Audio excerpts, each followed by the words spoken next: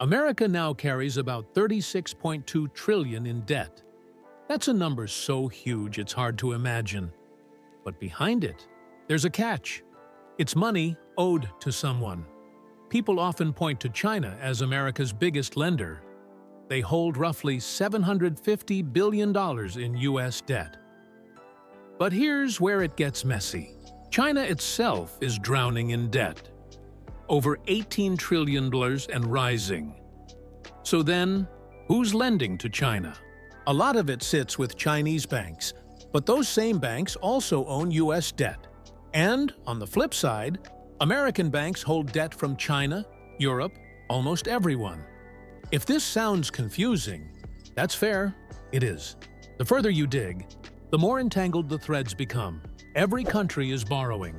Every country is lending. And in total, the world now holds more than $324 trillion in debt. That's nearly 3 times the value of all global economic output in a year. So here's the question. If every country owes someone, who is getting paid? It's not a trick question. It's not just accounting games. It's a clue into something deeper. The modern world isn't built on stability. It's built on motion, on a cycle of borrowing, lending and reinvesting that never really stops. This is the story of how global debt became the engine of our world, and what might happen if that engine ever stalled. Origin and evolution of debt. Debt is ancient, long before banks, before coins, even before written contracts. Debt was just a promise.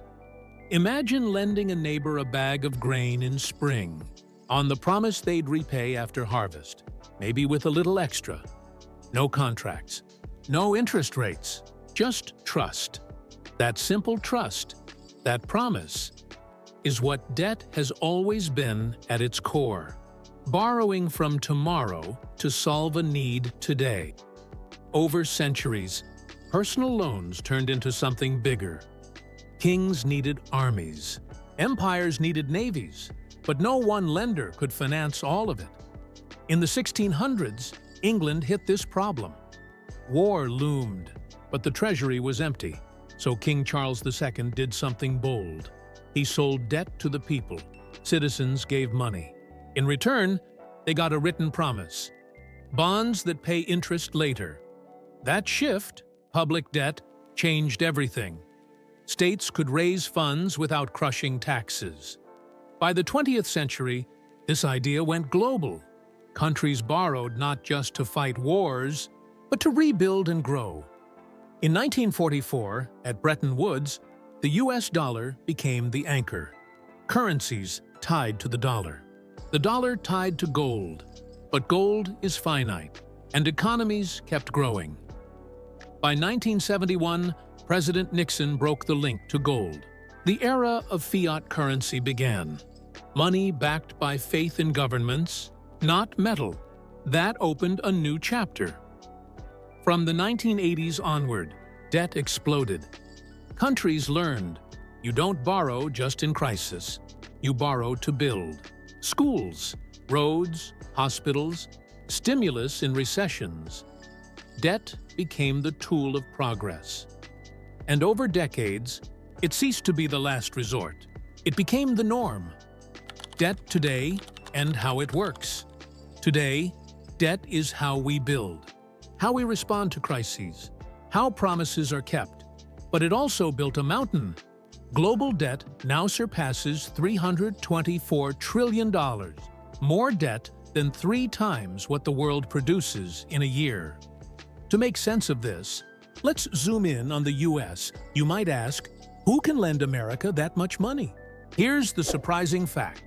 Roughly 70% of US debt is owned by Americans themselves. Yes, the US borrows from itself.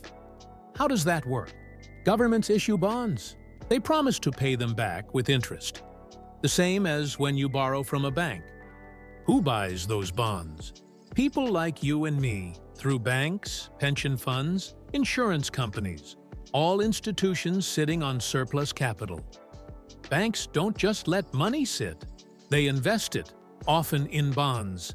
As of now, U.S. commercial banks hold about $1.8 trillion in U.S. Treasury bonds. When the government pays interest on its debt, that money flows right back, reinforcing a loop. This creates a hidden network. Our savings become loans to our own government. Now, not all U.S. debt is domestically held. Around 30% is held overseas by foreign governments and investors. They lend us money. Later, we pay them interest, but much of the capital still cycles within global systems. Every country mirrors this. Japanese savings finance, Dutch debt, Dutch capital finances, Brazilian bonds. Brazilian debt flows back into U.S. treasuries. It's not a pile of unpaid bills waiting to explode. It's a vast web of interlocking loops. Money flowing in circles, crossing borders, but often staying inside the system. The endless borrowing and risks. If governments keep borrowing to pay old debt, how do they ever escape? They don't. They roll over debt. They borrow new debt to pay off the old. It's risky, yes, but it's central to how modern economies operate. Debt fuels growth. Against intuition, when the government borrows and spends, money enters the economy. Businesses get contracts. Workers get paid. They spend. The loop expands. In China, about 19% of government spending is borrowed debt. In the U.S., roughly $1 in $4 spent comes from borrowed money. If governments stopped borrowing overnight, everything would stall. Spending drops, business slows, jobs vanish. The story of Greece is a stark example. After 2008, investors panicked and stopped buying Greek bonds. Suddenly, Greece couldn't borrow. They cut thousands of public jobs. Wages fell 30%.